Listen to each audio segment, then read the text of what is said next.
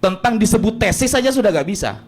Nah, di sini Al-Fakir ingin memberitahukan kepada para netizen bahwa orangnya saja, andaikan kita ajukan ke dosen, ditolak oleh dosen.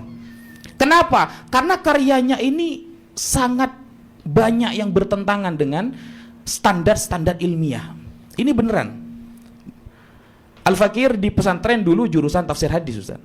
Sejauh Al-Fakir mempelajari jarhu wa ta'dil, sejauh Al-Fakir mempelajari ilmu hadis dan macam-macamnya. Padahal kalau kita lihat ilmu hadis itu lebih tinggi daripada ilmu nasab, jauh. Ma baina sama'i wa sumur. Nah, ilmu hadis saja dari 5 syarat hadis sahih tidak ada yang nanya manuskrip. Yang ditanyakan apa? Kredibilitas orangnya. Jadi sebelum kita menerima sebuah riwayat, orangnya dulu yang dilihat.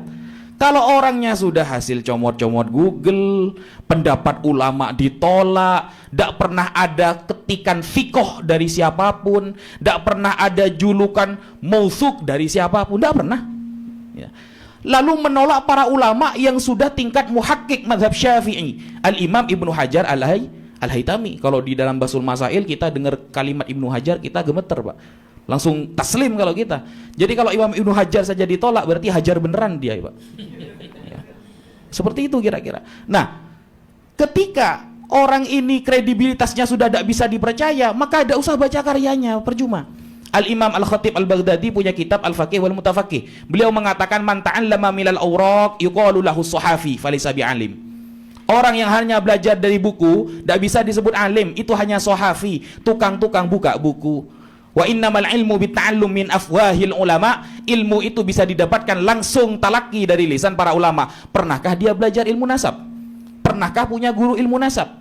Pernahkah tercatat dalam sejarah dia pernah daftar dari jadi nasabah? Kalau nasabah BRI mungkin iya. Kalau nasabah bermakna ulama nasab, tidak ada, Pak. Tidak ada. Kenapa? Karena ini menjadi standar. Islam itu asbabul ilmi thalathatun, kan begitu kan? Sebab-sebab kita dapat tahu kepada sebuah kebenaran ada 3. Yang nomor 2 kata Imam As-Safaraini dalam kitab Lawami'ul Anwar adalah khabarus shadiq, kabar yang pasti benar. Kabar yang pasti benar dilihat dari apa? Kredibilitas orangnya. Kalau orangnya sudah tidak meyakinkan, ngapain kita percaya sama omongan apalagi karyanya? Dari dulu seperti itu. Kita kalau diajari hadis, yang pertama ittisalus sanad, orangnya yang dibahas. Yang kedua adalatur rawi, orangnya yang dibahas. Yang ketiga ad-dhabt, dhabt sodr, dhabt kitab, orangnya lagi yang dibahas. Yang keempat syad, tidak bertentangan antara rawi yang fikoh dengan yang lebih fikoh, orangnya lagi yang dibahas. Yang kelima tidak terjadi ilat, ngomongnya agak ngawur, orangnya lagi yang dibahas. Tidak ada hadis itu. Mana manuskripnya yang lebih tua dari Sahih Bukhari? Mudhyar, Pak. Hadis-hadis Sahih itu mudhyar, jangan diadik gitu itu.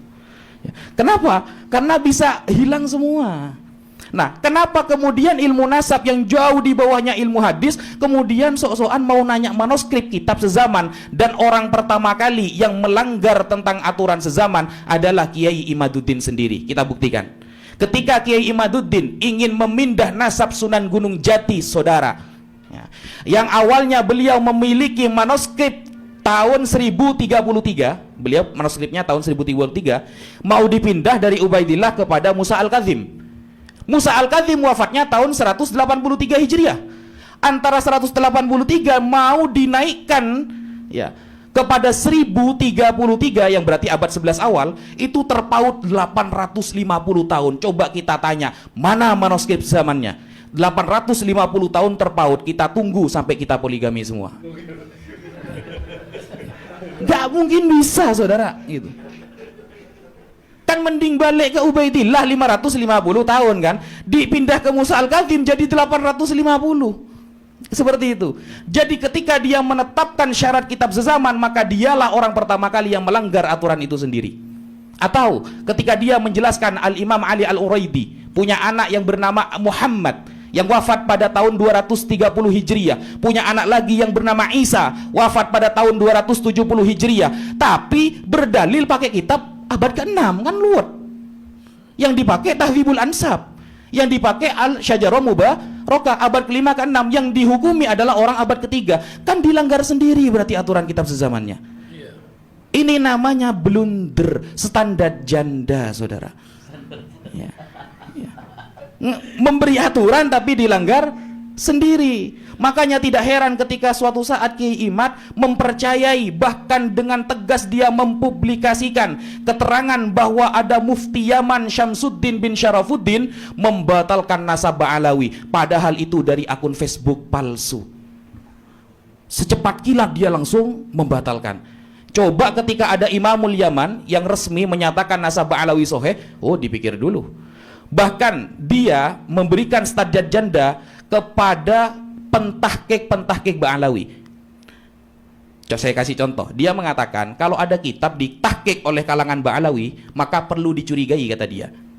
Nah, suatu saat dia itu tidak mau sama kitab Tuhfatuz Zaman yang ditahkik oleh Al-Habib Abdullah Al-Habashi. Padahal beliau terkenal muhakkik yang terkenal di daerah Yaman. Nah, ketika Habib Abdullah bin Al-Habashi ini, Habib Abdullah Al-Habashi mengkritik Habib Salim bin Jindan, dipakai sama dia. Ini kan apa ini namanya? Ketika keuntungan itu ada pada dia, dia terima, tapi ketika tidak ada keuntungan dia tolak. Nah, kemudian istilah Abdullah dan Ubaidullah yang katanya dia dua orang, saya teringat ketika diskusi dengan teman-teman ya, lintas agama. Biasanya teman-teman Kristen rata-rata mengatakan Yesus dan Nabi Isa itu beda orang. Beda orang. Padahal kalau kita lihat dalam penelitian para pakar dari kalangan kekristenan, ya satu orang, buktinya ada gereja namanya Isa Al-Masih. Itu perspektif ya. Dalam pakar itu mengatakan sama. Nah, ini Abdullah sama Ubaidillah beda orang katanya. Padahal itu sebenarnya sudah sering terjadi di dalam kitab-kitab nasab. Contoh Tahdzibul Ansab, Asy-Syajar Al-Mubarakah menulis Abdullah bin Ahmad Al-Karkuroh atau Kirkuroh, daerah Irak kalau kata Gus Rumel. Irak itu selatannya Condet, Pak. Nah, itu tertulis Ubaidullah di dalam Tahdzibul Ansab, orangnya sama itu. Ya. Atau Abdullah bin Husain Asy-Syajari tertulis di dalam Syajar Mubarakah. Di Tahdzibul Ansab tertulis Ubaidullah bin Husain Asy-Syajari, sama saja itu. Itu dipermasalahkan, bayangkan sekecil itu menjadi masalah. Nah, apalagi ketika penyebutan manuskrip tadi ya, as-suluk berjarak, berlompat. Oh, ini berarti tidak kredibel. Berarti Abdullah yang ada di dalam as-suluk bukan Abdullah, adalah keturunannya Ba'alawi. Hanya gara-gara penyebutannya loncat. Padahal penyebutan loncat-loncat itu sudah sering terjadi. Bahkan sejak zamannya Nabi Isa, Pak. Kalau kita buka di dalam Matius 1 ayat 11 Perjanjian Baru, ketika Nabi Isa disebutkan silsilahnya, itu antara bapak langsung ke kakek gitu. Maksudnya hal seperti itu biasa gitu loh. Gak perlu diperdebatkan, guys gitu.